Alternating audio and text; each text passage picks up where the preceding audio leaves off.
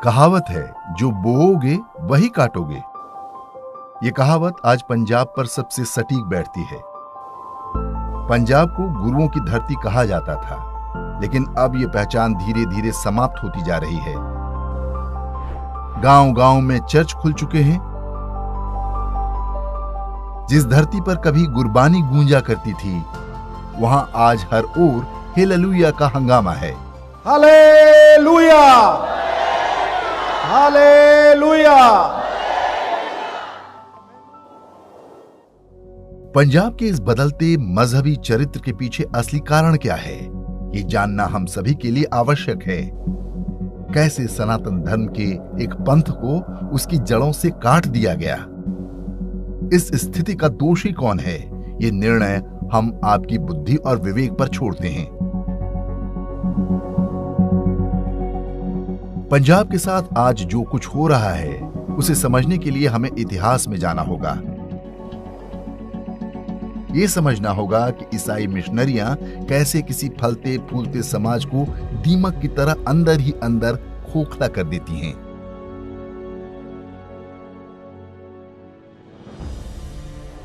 वर्ष 1882 एक अंग्रेज अफसर पंजाब का डिप्टी कमिश्नर बना। नाम था मैक्स आर्थर मैक्लीफ। उसे थोड़ा बहुत गुरमुखी का भी ज्ञान था। ये 1857 के स्वतंत्रता संग्राम के बाद का समय था। इससे मात्र 2 दशक पहले तक ही महाराजा रणजीत सिंह ने अंग्रेजों को पंजाब में नाकों चने चबवाए थे। अंग्रेज समझ चुके थे कि समाज में फूट डाले बिना राज करना आसान नहीं। मैक्स आर्थर मैक्लीफ वो पहला व्यक्ति था जिसने ये कहना आरंभ किया कि सिख हिंदू नहीं होते। उसने गुरु ग्रंथ साहिब का अंग्रेजी अनुवाद भी किया। साथ ही सिख पंथ को एक अलग धार्मिक पहचान दिलाने में जुट गया। मैक्स आर्थर मैक्लीफ ने सबसे पहले हिंदू धर्म के विरुद्ध विश्व वमन आरंभ किया। उसका कहना था कि हिंदू धर्म अजगर की तरह है। ये अपने प्रतिद्वंदी के चारों ओर घूमकर उसे अपने लपेटे में ले लेता है और उसे पूरी तरह हजम कर जाता है। हिंदू धर्म ने उसी तरह सिख धर्म को जकड़ रखा है। ये नया धर्म अपना अस्तित्व बचाने के लिए संघर्षरत है। यदि सिख धर्म को राज्य सत्ता का समर्थन नहीं मिला तो वह एक दिन नष्ट हो जाएगा।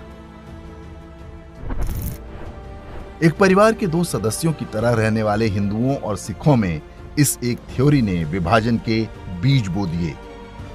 मैक्स आर्थर मैक्लीफ ने कहना आरंभ किया कि सिख एक मार्शल कौम है। वे सेना में भर्ती के लिए सबसे उपयुक्त हैं। उसने पंजाब में सेना की नौकरी में सिखों के लिए आरक्षण लागू कर दिया। मैक्स आर्थर मैक्लीफ ने ही सिख विद्वान कान्ह सिंह नाभा से वर्ष 1889 में एक पुस्तक लिखवाई जिसका नाम था हम हिंदू नहीं। वर्ष 1909 में मैक्लीफ ने स्वयं भी एक पुस्तक लिखी जिसका नाम था Sikh religion, it's gurus, sacred writings and authors. इसी पुस्तक में उसने सिखों को सनातन परंपरा से अलग करने की पूरी रूपरेखा तय कर दी। इसकी भूमिका में ही उसने खालसा पूजा पद्धति के नियम बताए। साथ ही सिखों के लिए सेना में अलग शपथ परंपरा आरंभ की। इस समय तक गुरुद्वारे महंतों और पुरोहितों की देखरेख में होते थे। उन्हें हटाकर खालसा प्रबंधक कमेटी बनाने का विचार भी उसी का था। 1906 में अंग्रेजों ने सिख को अलग धर्म के रूप में मान्यता दे दी, जिसके बाद अलगाव के संगठित प्रयास शुरू कराए गए। इसी वर्ष अमृतसर के स्वर्ण मंदिर में स्थापित हिंदू देवी देवताओं की प्रतिमाओं को हटा दिया गया। यही कार्य लगभग सभी गुरुद्वारों में हुआ। वर्ष 1909 में आनंद मैरिज एक्ट पास कराया गया, जिसमें सिखों के लिए अलग विवाह पद्धति तय की गई थी। इससे पहले तक हिंदू पुरोहित ही सिखों में वैदिक रीति से विवाह कराया करते थे। वर्ष 1925 में सिख गुरुद्वारा बिल पारित हुआ। शिरोमणि गुरुद्वारा प्रबंधक कमेटी या SGPC बनाई गई। इसके बाद धीरे धीरे गुरुद्वारों में महंतों पर तरह तरह के आरोप लगाकर उन्हें हटाने का अभियान आरंभ हो गया। कई संत महंतों के साथ मारपीट और यहां तक कि हत्याएं भी हुई। वर्ष 1945 में एसजीपीसी की देखरेख में एक आचार संहिता बनाई गई जो तय करती है कि कौन सिख है और कौन नहीं। इसे रहत मर्यादा के नाम से जानते हैं। इसका पूर्ण रूपेण उद्देश्य सिखों को सनातनी परंपरा से अलग करना था। कहा गया कि सिख धर्म में मूर्ति पूजा प्रतिबंधित है और वे केवल एक पुस्तक गुरु ग्रंथ साहिब में ही आस्था रखते हैं। इस तरह से सिखों को सिद्धांत रूप से अब्राहमिक मजहबों के साथ खड़ा कर दिया गया। यह ध्यान रखा गया कि सिख पंथ की परंपराओं में अधिक से अधिक फारसी भाषा का प्रयोग हो। एसजीपीसी के तत्वावधान में सिख इतिहास को नए सिरे से लिखा गया। स्वर्ण मंदिर की नींव एक मुसलमान के हाथों रखवाने और गंगू बामन जैसी नकली कहानियां गढ़ी गईं। इससे पहले इन बातों का कहीं कोई प्रमाण नहीं मिलता। गुरु गोविंद सिंह जी की वाणी दशम ग्रंथ में चंडी दीवार को मिलावट घोषित कर दिया गया। ये दुर्गा सप्तशती पर आधारित था। इसी तरह गुरु गोविंद सिंह जी की वाणी विचित्र नाटक को भी खारिज कर दिया गया। इसमें हिंदू समाज पर मंडरा रहे संकटों की बात की गई है। वीर हकीकत राय, भाई सतीदास, भाई मतीदास और भाई दयाल आदि के बलिदानों को सिखों का बलिदान बताकर प्रचारित किया गया, जबकि इनके वंशज आज के समय में भी हिंदू हैं। यही काम कश्मीर के राजा गुलाब सिंह के सेनापति और भारत का नेपोलियन कहे जाने वाले जनरल जोरावर सिंह के साथ किया गया।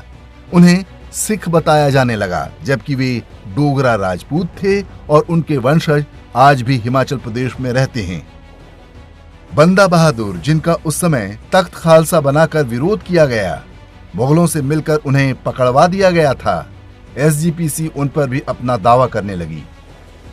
गुरु गोविंद सिंह जी द्वारा स्थापित निर्मल अखाड़े को सिख इतिहास से ही खारिज कर दिया गया, क्योंकि यह संस्कृत और वेदांत के प्रचार प्रसार के लिए बनाया गया था।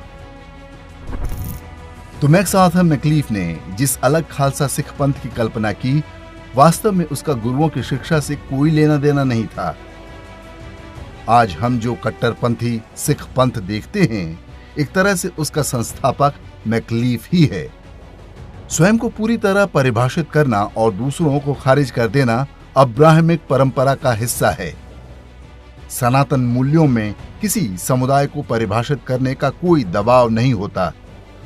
हमारे यहाँ दो पंथों या विचारधाराओं के बीच धुंधली विभाजन रेखा हो सकती है, हम इसके साथ ही सहज होते हैं। आज भी बड़ी संख्या में पंजाबी हिंदू गुरुद्वारों में जाते हैं। इसी तरह वैष्णो देवी जैसे मंदिरों में सिख भक्तों की अच्छी खासी संख्या होती है। इसका एक और उदाहरण गुरु नानक देव के पुत्र बाबा श्रीचंद द्वारा स्थापित उदासीन अखाड़ा है। ये लोग सनातन धर्म को मानते हैं और पंच तत्वों की पूजा करते हैं।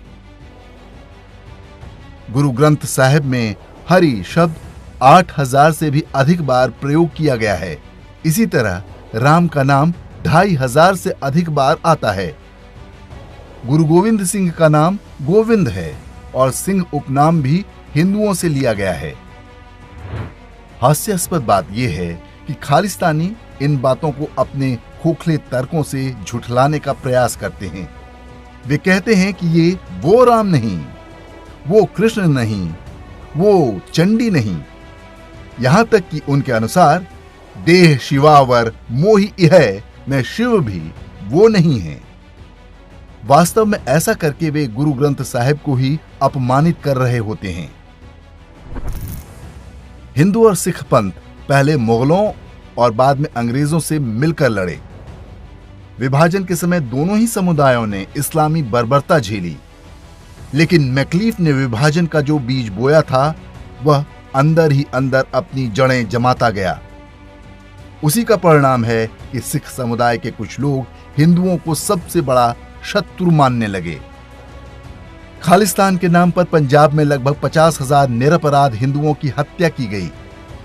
इसके बाद 1984 के जिस सिख नरसंहार के लिए वे हिंदुओं को दोषी बताते हैं, वह वास्तव में कांग्रेस द्वारा प्रायोजित था, जबकि कट्टरपंथी सिख कभी इसके लिए कांग्रेस के विरुद्ध कुछ नहीं बोलते। हिंदुओं और सिखों के साझा इतिहास पर हमारे वीडियो का लिंक आप डिस्क्रिप्शन और कमेंट में देख सकते हैं। मतिभ्रमित लोगों का ये समूह आज भारत से लेकर यूरोप और कनाडा तक सक्रिय है। जिस पाकिस्तान में इनके पूर्वजों का समूल नाश कर दिया गया, उनके गुरुद्वारों को मस्जिद में बदल दिया गया, उससे इनकी बड़ी मित्रता है। तो लौटते हैं पंजाब की आज की परिस्थितियों पर। मैक्स आर्थर मैक्लीफ ने जिस उद्देश्य के लिए सिखों में अलगाव पैदा किया था, वो अपने लक्ष्य तक पहुंच चुका है। कोई समुदाय जब एक बार अपनी जड़ों से कट जाता है तो उसे जिधर चाहे उधर मोड़ना आसान हो जाता है। पंजाब में सिख समुदाय के लोग बड़ी संख्या में ईसाई बन रहे हैं। समाज में कड़वाहट फैल रही है और हिंसा की घटनाएं भी सामान्य हैं। चुनाव से ठीक पहले गुरु ग्रंथ साहिब के अपमान की जो घटनाएं हो रही थीं, एक चर्च समर्थित सरकार बनते ही वो भी अचानक बंद हो गईं। हिंदुओं से अलग होकर सिख समुदाय आज विचित्र स्थिति में है। ईसाई मिशनरियों के एजेंट और चर्च के पादरी सोशल मीडिया पर बयान जारी करके सिख पंथ की खिल्ली भी उड़ा रहे हैं। उदाहरण के लिए ये संदेश सुनिए। ਤੁਹਾਡੇ ਕੋਲ ਤਾਂ ਖੁਦ ਹਿੰਦੂ ਧਰਮ ਤੋਂ ਲਿਆ ਹੋਇਆ ਗਿਆਨ ਹੈ। ਜੋ ਉਹਨਾਂ ਬ੍ਰਹਮਾ ਵਿਸ਼ਨੂੰ ਸ਼ਿਵ ਦੇ ਹਵਾਲੇ ਦੱਸਿਆ, ਉਹੀ ਤੁਸੀਂ ਕਾਪੀ ਪੇਸਟ ਕਰਤਾ। ਪਹਿਲਾ ਆਦਮੀ ਕੌਣ ਸੀ ਤੇ ਕਿਵੇਂ ਪੈਦਾ ਹੋਇਆ ਸੀ? ਤੁਸੀਂ ਸਾਇੰਸ ਦੀਆਂ ਬੜੀਆਂ ਐਗਜ਼ਾਮਪਲਾਂ ਦਿੱਤੀਆਂ। ਸਾਇੰਟਿਸਟੋ, ਕੀ ਤੁਸੀਂ ਮੈਨੂੰ ਦੱਸੋਗੇ ਕਿ ਤੁਹਾਡੇ ਪਹਿਲੇ ਪੂਰਵਜ ਕੌਣ ਸਨ? ਕੀ ਤੁਸੀਂ ਬਾਂਦਰਾਂ ਤੋਂ ਪੈਦਾ ਹੋਏ ਸੀ ਜਿੱਦਾਂ ਸਾਇੰਸ ਕਹਿੰਦੀ ਹੈ, ਜਾਂ ਫਿਰ ਜਿੱਦਾਂ ਹਿੰਦੂ ਗ੍ਰੰਥ ਕਹਿੰਦਾ ਹੈ ਮਨੂ ਤੋਂ? ਤੁਸੀਂ ਕਿੱਦਾਂ ਪੈਦਾ ਹੋਏ ਸੀਗੇ? ਤੁਹਾਡੀ ਹੋਂਦ ਕਿੱਦਾਂ ਆਈ? ਇਸਲਾਮ, ਮਸੀਹਤ ਤੇ ਯਹੂਦੀ ਤਾਂ ਮੰਨਦੇ ਨੇ ਕਿ ਜੋ ਵੀ ਮਨੁੱਖੀ ਜੀਵਨ ਹੈ ਉਹ ਆਦਮ ਤੋਂ ਪੈਦਾ ਹੋਇਆ। ਇਹ ਤਿੰਨੋਂ ਧਰਮ ਇਸ ਗੱਲ ਦੇ ਉੱਪਰ ਮਜ਼ਬੂਤ ਖੜੇ ਨੇ ਕਿ ਆਦਮ ਤੋਂ ਹੀ ਪਰਮੇਸ਼ਵਰ ਨੇ ਜੀਵਨ ਸ਼ੁਰੂ ਕੀਤਾ। ਤੁਹਾਡਾ ਕੀ ਮਤ ਹੈ? ਤੁਸੀਂ ਆਪਣੇ ਵਿਚਾਰ ਦੱਸੋ। वास्तव में खालिस्तान ईसाई मिशनरियों का प्रोजेक्ट है, जिस पर मैक्स आर्थर मैक्लीफ के समय से ही काम शुरू हो गया था। पाकिस्तान या उसकी खुफिया एजेंसी ISI बस इस काम में उनकी सहयोगी है। यह षड्यंत्र हिंदुओं के एक पूरे समुदाय को भ्रमित करके ईसाई बनाने के लिए रचा गया था। कहते हैं कि मैक्स आर्थर मैक्लीफ ने अपने अंतिम दिनों में सिख पंथ अपना लिया था, लेकिन यदि उसने ये काम आस्था से किया होता तो उसके जैसे कुछ और अंग्रेज भी सिख बने होते। गुरुओं की शिक्षा पर आधारित सिख पंथ के आगे आज अपने अस्तित्व की सबसे बड़ी चुनौती खड़ी है। आश्चर्य की बात है कि सिखों का धार्मिक नेतृत्व अभी तक इस खतरे को भांप तक नहीं सका है। उनके लिए निजी स्वार्थ और कनाडा का वीजा ही सब कुछ है। सनातन धर्म से जुड़ा अपना गौरवपूर्ण इतिहास और गुरुओं की शिक्षा उसके आगे कुछ भी नहीं।